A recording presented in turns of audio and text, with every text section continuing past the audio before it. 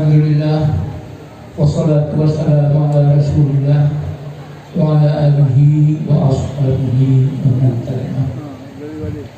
Para abu, baik rumah ini, peserta yang Tuhan muliakan, penitia yang telah bersusah payah hingga memunculkan muzakarah ini juga yang Tuhan muliakan. Para hadirin dan hadirat yang berhadir yang Tuhan cintai, Bapak Bupati atau yang mewakilinya dan seluruh jajaran Forkopimda yang hadir yang Tuhan hormati. Mari kita ngomong dalam penjelasan yang pertama mengenai dengan pengertian bayi tabung. Bayi tabung adalah masalah hadisah, hana jamun. Yang terkala dalam Quran, terkala dalam hadis, hana. Karena bayi tabungnya ciptaan manusia dan kala putus asa keluarga yang hana untuk keturunan. Jadi bayi tabungnya yang dekat dengan bayi tabung.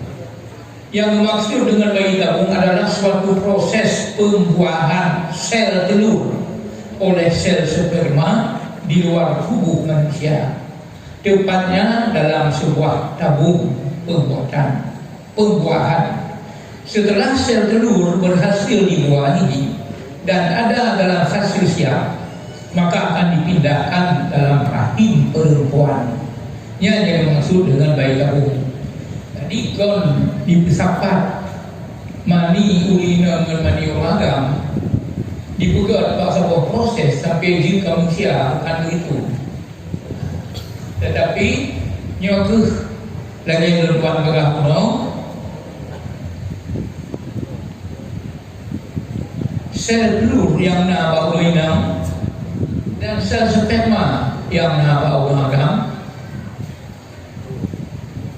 diusahakan oleh ahli kesehatan, ahli medis, dibuat pada bawah tempat hingga jut ke bawah.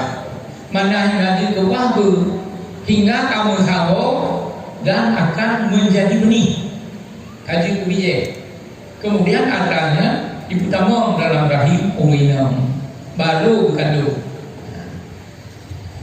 Jadi akibat hukum, karena bayi tabungnya dihasilkan dari beberapa proses, maka hukumnya dapat dirincikan sebagai berikut.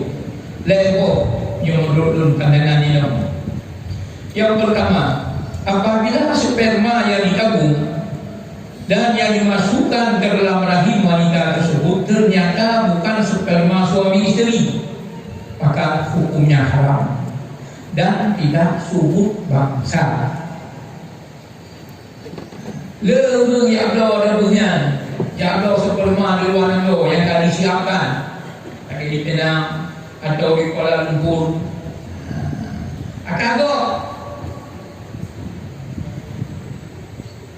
sel telur ada olehnya sperma juga ada dari kapan pada tempat hingga kaji ke benih pasal dalam rahim minum yang kau kuasa daripadanya. Yang nanti berlaku itu hukumnya haram. Bud yang tak punya dosa dan menurut akhirat. Kemudian anak yang dilahirkan daripada tabung yang sperma mandu pada yang hukum zina dan anaknya adalah suku bangsa. Handir tengok anaknya dicok harta zakat dan handir pula anaknya tengok di pegawai dawali miona dan hana warisi dalam segala agama. Yang pertama. B. Yang kedua, apabila sperma mani yang ditabung tersebut sperma suami dan juga dari istri,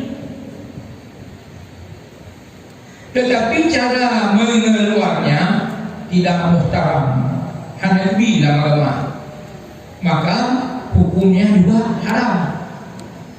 Contoh, maaf kembalinya kon hawa tertipu. Jika agama hanikan keluar mani yang ger, munyahana maaf namari ibu ngom ajnabi ngom winang yang lain. Oh dipegang inan balona yang mani yang keluar itu dikatakan haram. Demikian pula sel telur yang nak bau linang, hantam duit yang hantam keluar secara balik punya orang suami itu asal menggodain walaupun tidak terjadi zina. Niat berdua-dua surah haram. Mani betul mani aku. Sel telur betul ada istri. Tetapi cara mengambilnya, cara mengeluarnya haram. Tabasso dalam rahim minum juga haram. Dan dasar dia ilmu ada karena sebut bangsa. Dua. Yang ketiga, bila sperma yang ditabung itu sperma mani suami istri dan cara mengeluarnya atau mengambilnya muhtaram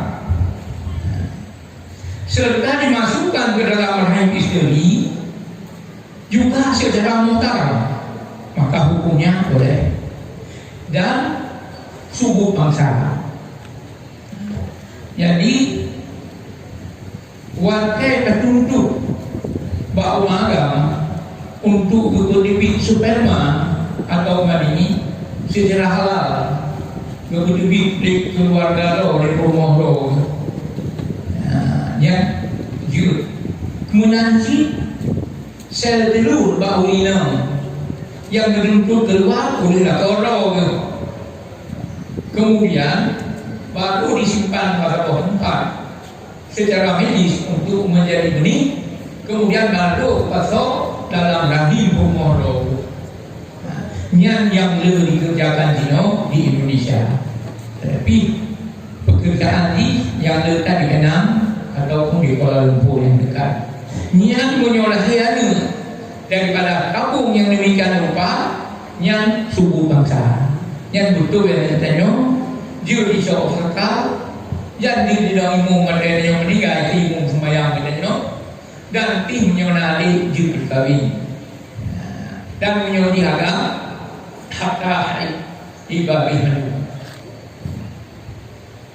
yang menang baik aku referensi ini ala kadang dalam kitab, tapi karena waktu hanya membatasi kita. Kemudian masalah julu-julu yang terjadi di dalam masyarakat. Itu yang maksud dengan julu-julu. Tekanan dalam kamus bahasa Indonesia, kepegang julu-julu